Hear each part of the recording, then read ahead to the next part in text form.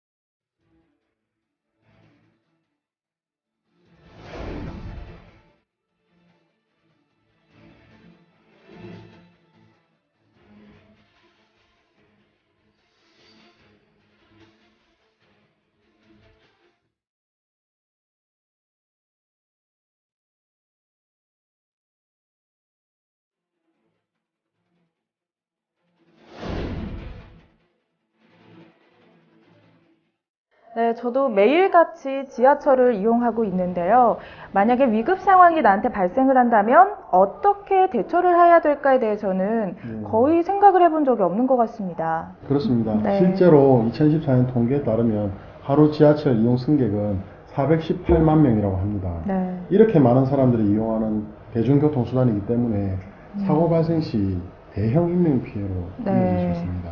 따라서 평소 지하철 타면서 대처법과 안전수칙을 알고 있는 것은 매우 중요하다겠습니다. 네. 저는 영상을 보면서 지난 2014년도에 발생한 상왕십리역 열차 충돌 사고가 기억이 났는데요.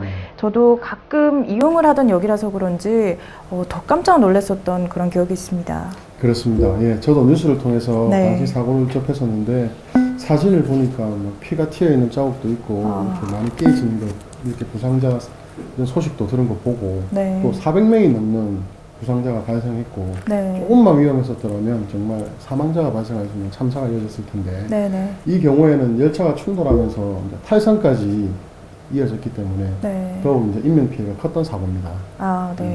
아무래도 열차 충돌 사고뿐만 아니라 또 다양한 사고들이 일어날 수 있는 곳이 지하철인 것 같은데요. 어떤가요? 예, 실제로 2011년부터 현재까지 최근 5년간만 봐도 총 39건의 지하철 화재 사고가 발생했습니다. 철로 추락 사고 2013년에만 90건 이상이 발생했었고 이외에도 열차 충돌, 탈선 사고, 그다음에 빈번하게 일어나는 객실내 사고까지 더하면 매년 굉장히 많은 사고가 발생하고 있다는 걸 우리가 알 수 있습니다. 네, 이렇게 지하철에서만 발생하는 사고의 종류가 굉장히 사실 많은데요. 우리가 평소에는 좀 인식을 하지 못하고 있는 것 같습니다. 예, 이렇게 크고 작은 사건, 사고들이 일어나는 가운데에도 적절한 대처로 큰 사고로 이어질 뻔한 것을 막았던 사례들도 많이 있습니다. 예. 승무원이 심장마비로 이제 쓰러진 사람을 심폐소생술로 살린 경우라든지 혹은 이렇게 자살을 하려고 투신 자살을 하려고 지하철 선로에 왔던 걸 이제 설득해서 막은 그런 사례도 있고 네네. 그런 것들이 많이 있습니다. 예. 네, 저는 그런 관련 미담 사례들을 들으면 괜히 코끝이 찡해지더라고요. 또 다른 사례들이 혹시 있을까요? 예, 지난 2014년 7월에 부산 지하철에서 네. 일어난 화재 사고인데 그 대구 지하철 참사처럼 이렇게 끔찍할 수도 있었습니다. 그런데 네. 누가 먼저 할 것도 없이 화재 진압에 나섰던 시민들에 대해서 보도된 바가 있습니다. 네. 예, 당시 지하철 내에 타고 있다가 에어컨을 통해서 연기가 들어오는 것을 보고 화재를 직감한 이렇게 몇 명의 시민들이 즉시 승객들을 대피시키고 네. 소화기를 사용해서 화재를 진압했다고 합니다. 예. 네, 이렇게 훈련을 받은 승무원이나 관계자가 또 아니라 일반 승객이 이런 적절한 대응을 한 것을 보니까요. 아무래도 평소에 이런 안전수칙에 대해서 조금 정보가 있었던 것 같은데요. 네. 네. 평소에 안전의식과 책임감을 가지고 있었기 때문에 네. 위급 상황에도 솔선수범해서 당하지 않고 많은 시민들을 목숨을 구할 수 있었던 것 같습니다. 네. 또 말씀을 듣다 보니까 이 승강장 가운데 있었던 방독면이랑 또 호흡기가 기억이 나는데요. 우리가 평소에는 좀 무심코 지나치게 되잖아요. 그렇습니다. 그런데 사실 이 구조용품들의 위치는 물론이고 또 좀 사용법을 알아두면 좋을 것 같은데요. 그렇습니다. 위급 상황 발생 시 네. 사실 평소 IQ의 반 이하로 떨어진다고 합니다. 40에서 60 정도의 IQ가 된다고 하는데 네. 그래서 머리보다 몸이 먼저 반응을 하고 당황을 하기 쉽기 때문에 네, 평소 네. 반복적인 학습을 통해 몸에 익혀두는 것이 중요합니다. 네, 그것도 그렇고요. 사실 이게 아까도 말씀하셨지만 사용법이 붙어는 있지만 유사실 그걸 또 읽고 있을 그럴 겨를이 그렇습니다. 없잖아요. 네. 그래서 사실 있어도 방법을 몰라서 사용하지 못하는 그런 안타까운 상황이 발생할 수도 있을 것 같습니다. 많은 경우가 네. 그렇습니다. 예. 네. 예, 그리고 많은 분들이 모르고 계시는 것이 한 가지 있는데 네. 그 구호용품 안에는 수건과 생수도 준비되어 있습니다. 사실 저는 네. 생수를 한번 본 적이 있는데 네. 마시는 물인 줄 알았습니다. 이제 네, 화재가 네. 나면 목마르다 이런 그게 아니고 네. 이는 이제 마시는 식수용이 아니고 화재 발생 시에 네. 연기에 의해서 어떤 진식을 막기 위해서 비치되어 있는 수건과 생수였던 것입니다. 네네. 예. 이거는 저도 정말 몰랐던 사실인데요. 시청자 여러분들도 알아두시면 정말 유용한 정보가 될 수 있을 것 같습니다. 그럼 이어서 다음 영상 보시고 계속 이야기 나누도록 하겠습니다.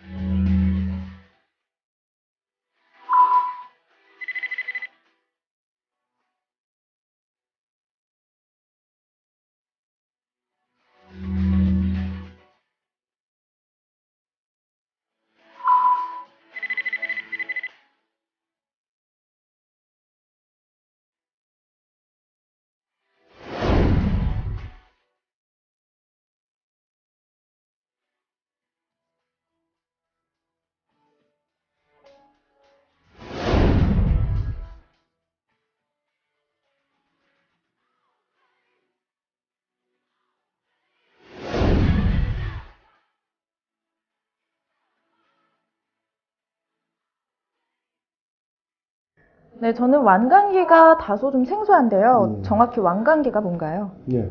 국민안전처 고시에 따르면 네. 완강기란 사용자의 몸무게에 따라 자동적으로 내려올 수 있는 기구로 사용자가 교대하여 연속적으로 사용할 수 있는 것을 말합니다. 화재 발생 시에 신속하게 대피를 할 수 있는 피난 기구라는 말씀이시죠? 예. 네, 그렇다면 이 고층 건물에는 이 설치가 필수적으로 되어야 하는 건가요? 완강기는 사실 기본적으로 10층 이하의 건물이라면 네네. 3층부터 설치해야 하며 우리 호텔이나 모텔 같은 숙박시설, 또 노유지 시설 및 의료시설에도 500제곱평방미터마다 또 계단식 아파트는 각 세대마다 네. 완강기를 설치해야 한다는 관련 법이 있습니다. 하지만 오래된 건물이라든지 네. 어떤 불법 편법이 많아서 제대로 설치된 곳이 또 많이 없는 곳도 현실입니다. 네. 예. 그렇다면 설치가 또 제외가 되는 그런 경우도 있을 것 같은데요. 네, 화재를 막을 수 있는 내화 구조로 되어 있거나 네. 특별하게 피난 계단이 적합하게 설치되어 있는 경우는 설치를 제외에 해당합니다. 네, 아무래도 비용 문제도 있지만 대부분의 사람들이 완강기에 대한 그런 인식이 부족하기 때문에 또 이렇게 건물에도 많은 완강기가 설치되어 있지 않은 것 같습니다. 그렇습니다. 네. 예. 건물 안에서 화재가 발생했을 때 네. 사람들은 본능적으로 비상구나 계단을 통해서 밖으로 뛰어나갑니다. 네네. 이렇게 되면 연기에 의해서 대다수 네. 질식을 해서 사망사고가 일어나고 많은 사람들이 또 좁은 출구에서 한꺼번에 몰리다 보면 네네. 화재보다는 네. 깔려 죽는다든지 그런 2차 사고에서 네. 많은 인명피해가 납니다. 네. 제 같은 경우도 이야기는 많이 들었는데 베란다에 보면 완강기는 있는데 과연 이걸 베란다 밖으로 나가서 화재가 났을 때 또 혼자 이렇게 내려간다. 그럼 나머지 가족들은 어떻게 해야 되나. 그러다 보면 또 두 사람, 세 사람을 안고 가다가 하중이 더 커질 수도 있고 노후화된 걸 점검을 제대로 안 해서 또 완강기에 의해서 추락하면 어떠나 하는 걱정이 많이 돼서 네네. 완강기가 있음에도 불구하고 에이 그냥 달려나가야지 이런 생각들을 늘 하곤 했었습니다.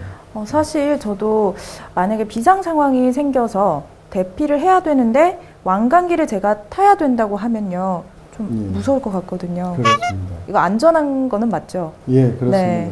우리나라 완강기 표준 규격은 최대 하중 100km입니다. 네. 그래서 웬만한 일반인들은 다 탈 수 있고 네. 그렇게 해서 올바른 방법으로 사용한다면 네. 줄이 끊어지거나 추락할 염려는 없습니다. 아, 다만 이제 완강기 사용법에 대해서 겁을 먹지 말고 또 완강기가 나를 지켜준다고 생각을 하고 내려가기 전에 방 안에서나 베란다에서 완강기 착용을 안전하게 한 상태에서 천천히 내려가든지 네. 조금은 불에서 피해서 내려가서 매달려 있는다든지 이 정도만 돼도 질식에 의한 사고나 열에 의한 사고는 막아줄 수 있으니까 네. 그런 것들은 안심하고 네네. 네, 좀 사용하시면 되겠습니다. 네, 무엇보다도 당황하지 않고 침착하게 행동을 하는 것이 가장 중요할 것 같습니다. 또 이 밖에도 우리가 유의해야 될 점이 또 있을까요? 예. 완강기를 설치만 해놓고 그대로 방치를 해두는 경우가 아까 말씀드린 대로 많은데 네. 언제라도 사고가 일어날 수 있다는 점을 인식하고 주기적으로 관리를 해야 됩니다. 예. 특히 주택 같은 경우는 개인 주택이다 보니까 완강기에 대해서 노후화가 너무 심할 수 있고 관리가 너무 안 될 수 있는 네. 그래서 위험할 수 있는 부분이 있고 누구나 이용할 수 있는 그런 공공시설에서는 이 보관문이 열려 있는지 어떤 로프가 손상되지는 않았는지 이 관리자가 점검을 해야 하며 하강시에는 내려갔을 때는 건물 외벽이나 돌출물에 의해서 충돌하거나 다칠 위험은 없는지 또한 확인을 해야 합니다. 네. 네, 현대 사회의 많은 사람들이 고층 빌딩 속에서 생활을 하고 있습니다. 영상에서도 보셨지만 완강기 조작 미숙으로 인한 추락 사고가 종종 일어나고 있는데요. 우리 모두 완강기에 대한 정보를 정확하게 전달하고 또 공유를 함으로써 우리의 안전 또 생명을 지킬 수 있어야 될 것 같습니다. 이어서 다음 영상 보시고 계속 이야기 나누도록 하겠습니다.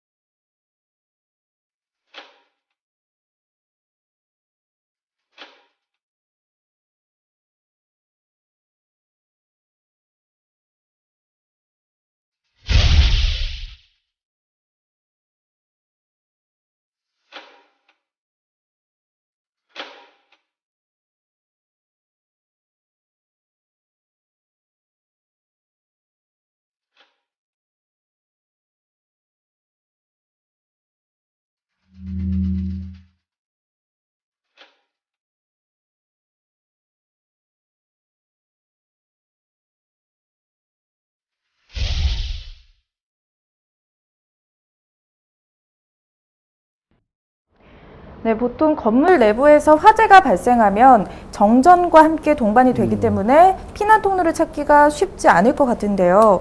이렇게 어둠 속에서도 유난히 비상구는 눈에 잘 띄잖아요. 그런데 이렇게 비상구가 초록색으로 만들어진 데는 과학적인 이유가 있었던 거네요. 네, 그렇습니다. 네, 그리고 사실 또 이 비상구의 중요성에 대해서는 모두가 알고는 있지만 이런 관리나 유지가 잘 안 되고 있는 게 현실인 것 같습니다. 중요한 만큼 네. 비상구 관련 불법 행위에 대해서는 명확한 처벌 규정을 명시하고 있습니다. 네, 이렇게 불법 행위에는 또 어떤 것들이 있을까요? 뭐 살아오면서 좀 겪어보셨겠지만 네. 식당이라든지 어떤 건물이라든지 편의를 위해서 자기들만의 편의를 위해서 네. 밤늦게는 비상구를 잠궈 놓는다든지 혹은 네. 음식 재료라든지 이런 것들을 비상구에 쌓아 놓는다든지 네. 이런 것들로 해서 비상문이 열리지 않고 혹은 사람들이 지나갈 수 없는 이렇게 장애물을 적치해 놓거나 비상계단에 또 방화문을 제거하는 네. 행위가 있고 또 아까 말씀드린 비상구를 폐쇄하는 행위들이 네. 불법으로 간주되고 있습니다. 그럼 불법이라는 말은 그에 따른 처벌이 또 따른다는 말씀이시죠? 예, 그렇습니다.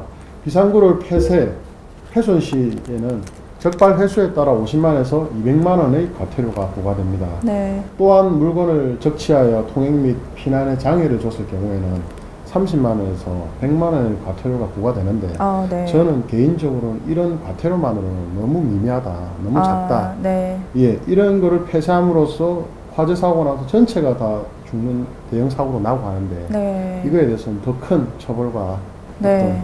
어떤 과징금이 부과되어야 된다고 생각합니다. 아무래도 이런 행위들을 이용객들도 좀 관심 있게 관찰을 하면 좋을 것 같은데요. 예, 실제로 이러한 불법 행위들을 신고하십시오. 신고하시면 네. 보상금 많이 줍니다. 정말요? 예, 그런 제도가 있고 네. 불법 행위들로 인해 피난 및 또 소방활동에 지장을 주는 행위를 신고하시면 네. 1회에 5만 원에서 네. 연간 최대 300만 원까지 보상금을 받을 수 있습니다. 네, 이런 시설물 관리자뿐만 아니라 또 모두가 함께 이런 관심을 가져야 된다는 정책의 일환인 것으로 보이는데요. 예, 그렇습니다. 또한 각 지자체별로 다중이용업소를 대상으로 주기적으로 혹은 수시로 네. 소방검사를 하고는 있습니다. 서울시 소방재난본부는 2014년 한 해 총 13만 5천여 개소의 특별 소방검사를 통해서 입건 5건, 과태료 71건 등 네. 불법 행위에 대해 적발해서 조치 명령을 내리기도 했습니다. 네, 상당히 많은 업소가 적발이 됐네요. 그렇습니다. 네, 그런데 이렇게 나의 생명이나 재산뿐 아니라 또 남의 생명까지도 위협을 할 수 있는 행위인데도요, 잘 지켜지지 않고 있는 것을 보면 아무래도 안전 불감증이 문제겠죠. 그렇습니다. 네. 예. 지난 2007년부터 2011년까지 다중이용업소에서 발생한 화재 현황을 보면 네. 일반 음식점 196건, 노래 연습장 197건, 네. 기타 찜질방이나 유흥주점 등 우리가 늘 일상에서 접하고 자주 가는 곳이지 않습니까? 네네. 그런 곳에 총 이제 690건의 화재 사고가 집계가 되었습니다. 네. 화재 주된 원인은 또 뭐였나요? 예, 주로 네. 전기 과열 혹은 전기 어떤 문제적인 요인으로 인해서 화재가 발생한 것으로 드러났습니다. 네. 누군가의 부주의로 인한 사고였다면 화재 사실을 바로 알아차릴 수 있었겠지만 이렇게 네. 전기적인 기계적인 요인은 밤에도 일어나고 사람들이 알지 못한 구석에서 일어날 수 있기 때문에 네. 한 발 늦게 화재 사실을 아는 경우가 많기 때문에 더욱 신속하게 대피를 해야 합니다. 네, 이런 다중이용업소 이용객들도 스스로의 안전을 위해서 이제 어디를 가면 습관적으로 비상구가 어디인지를 좀 확인하는 그런 습관을 들이면 좋을 것 같은데요. 예, 네. 제 같은 경우는 식당이나 이런 다중이용업소를 이용할 때 네. 습관을 들인 게 하나 있습니다. 네. 말씀하신 대로 식당 입구를 들어가면서 이제 좌우를 보면서 비상구가 어디 있는지 먼저 확인을 한 후에 그리고 자리에 앉아서 식사라든지 이런 시설을 이용하고 네. 나오는 그걸 습관을 들이니까 너무 이렇게 편하고 좋았습니다. 그래서 네네. 그러한 습관은 안전인식 고취에도 도움이 되고 네. 시청자분들에게 많은 어떤 도움이 될 것 같습니다. 네, 우리가 안전한 문화를 만드는 데 있어서 방금 말씀해 주신 그런 습관들이 큰 발돋움이 되지 않을까 생각합니다.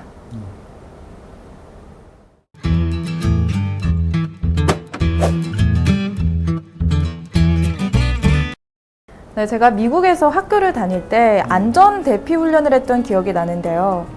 네, 그때 이제 갑자기 비상벨이 울리더니 학생들은 물론이고 선생님들도 전혀 당황도 하지 않고 건물 밖으로 대피를 착착 하더라고요.